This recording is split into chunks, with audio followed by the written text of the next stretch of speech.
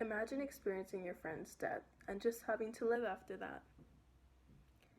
Nobody's ever really given a guide of what to do next, but what you really have to do is go through a grieving process to avoid being traumatized by the event that you just experienced. Although there is no manual that you can actually follow, there are definitely tips and tricks that you can follow that a lot of psychologists and doctors have recommended. Today, I will be differentiating some healthy coping mechanisms from unhealthy ones, and also be talking about how you can succeed in acting out. In practicing healthy coping mechanisms. So the first things first, it's important to understand what unhealthy coping mechanisms are. They're basically mechanisms that you use as self-care forms, but they're actually super detrimental to your health, so they're not good for you. The the first super unhealthy coping mechanism is continuous denial. Although the first stage of grief is denial, it is not a stage that should be stayed at for a long period of time. Because it, as stated before, it could be detrimental to your mental health. If your mental health is not okay, you cannot function as a person. Sorry, deep breath. Dr. Sharm Heshmat says that denial is a form of self-deception. Self-deception is bad for you because you're not living in your reality. You're not living continuously in chronological order as you should be.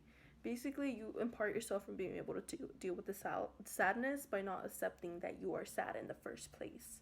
This leads to now that we discussed an unhealthy coping mechanism that you can use, let me tell you about a healthy one that you can actually use. And although it seems crazy and like super, who thought of that? It's crying, actually. Crying is a healthy coping mechanism. Letting it all out is a healthy coping mechanism. Holding in your feelings for a long period of time can lead to anger issues and projection, which is also an unhealthy coping mechanism. Medical news source, Medical News Today's, which is a medical journalism website, reassures that idea by stating that research has found that in addition to being self-soothing, these chemicals shedding emotional tears releases oxytocin and endorphins. These chemicals make people feel good and may also ease both physical and emotional pain. In this way, crying can help reduce pain and promote a sense of well-being. Basically, what the journal was saying is that crying is good for you because it's practically self-care. Well, it is self-care. And what I wanted to really let out to you guys is that if you're a male and if you identify as male, do not let society tell you that crying is unmanly or that it demasculates you, because it doesn't. Your health is important, and not taking care of yourself is considered self-harm.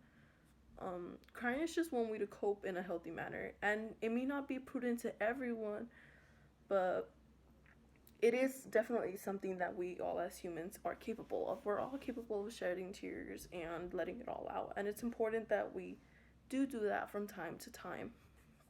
It is important to remember that grief is an abstract concept, so in no way or form or shape should you ever force yourself to add concrete idea to it.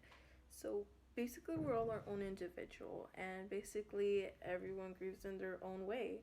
There's no certain time that somebody actually takes to go through the process of grieving and going through coping mechanisms while doing so. There's not really a set time. There's nowhere that says that it's gonna last 3 months, it's gonna last 2 months, a day, a week, a year, 2 years. It all really depends on yourself. Harvard Medical School even confirms himself, everyone grieves differently. So that being said, at the end of the day, you should really do what feels right for you, even if it means not crying. If crying feels wrong to you, it feels like you shouldn't be crying, then don't cry.